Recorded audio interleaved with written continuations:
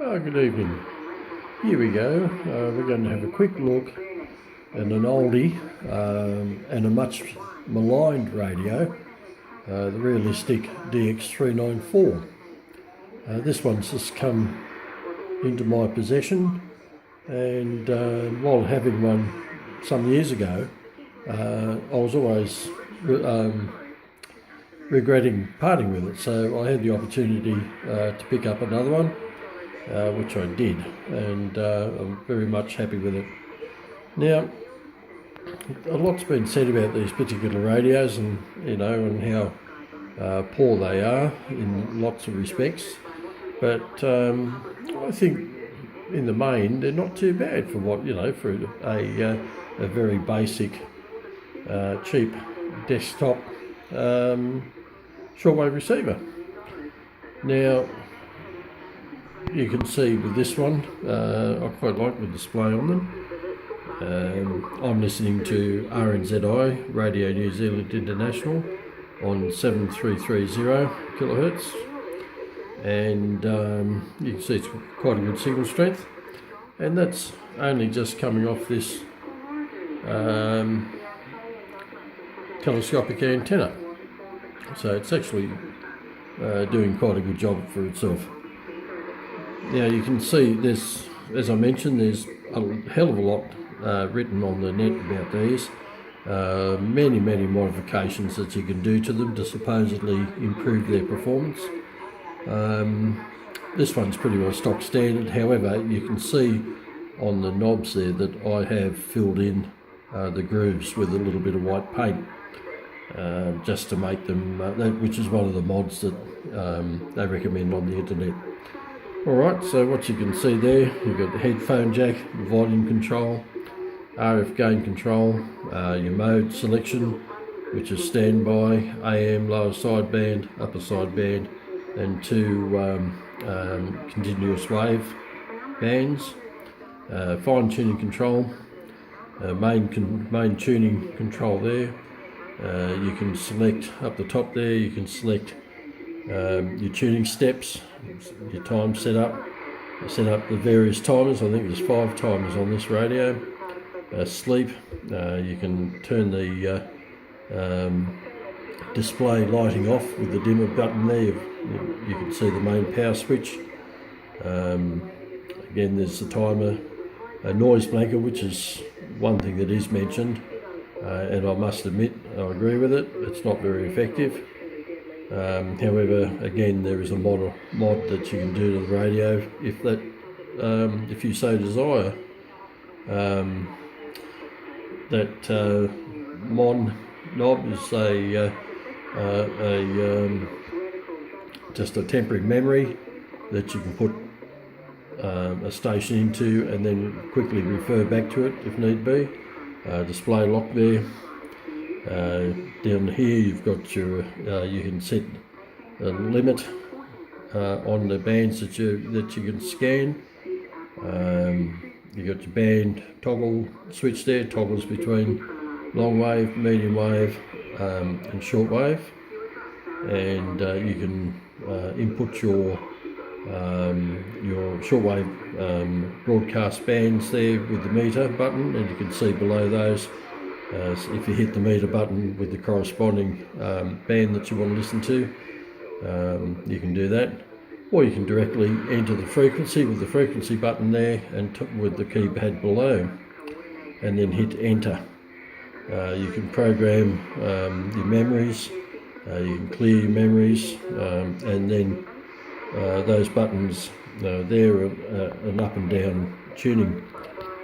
Just quickly whip the radio around, so you can see on the back you've got a attenuator which cuts in around about 20 dB of attenuation on the signal if you're finding that you're being swamped by a strong local signal. You've got a high impedance, low impedance antenna connector, a line out, and external speaker socket, and external power.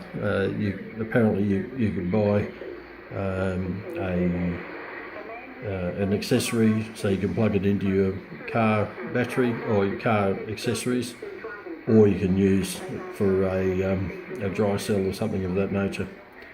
AC input there, and you'll notice here the letter B.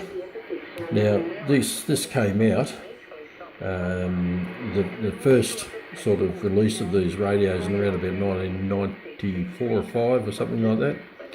I don't think they had anything there, and they suffered from a number of problems, and which caused Radio Shack to address a lot of the problems and sort of redesign the main circuit board there, and this is being released as the B version.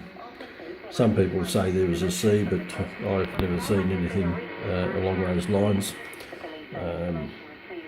However, you know, as I said, there's plenty on the net that you can look up about these radios.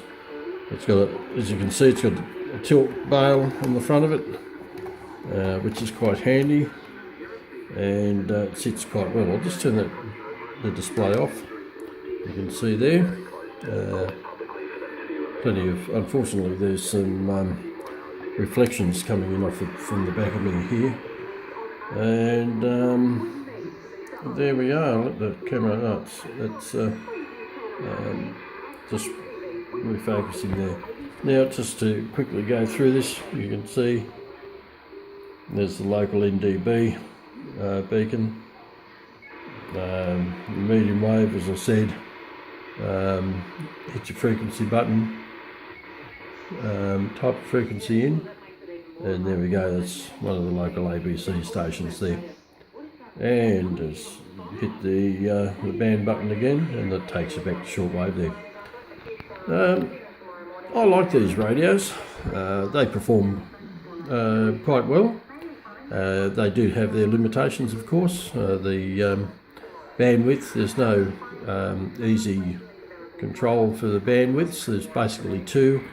It's a little bit fairly wide on AM, and if you select when you're listening to sideband or CW, it's a bit narrower, but unfortunately you can't sort of change the bandwidth when you're listening to an AM signal, which again, I think some people have modded them to be able to do that, but that's probably, to me, is one of the biggest limitations of these particular radios. But having said that, I like them. They do perform remarkably well, and oops, I'm a little bit off frequency there, aren't I? There we go. And I can recommend them actually if you come across, but do look for the B version if you're ever looking at getting hold of one of these for your own collection. Okie doke, I hope you've enjoyed tonight's look at the Realistic DX394, and until next time, cheers, thank you.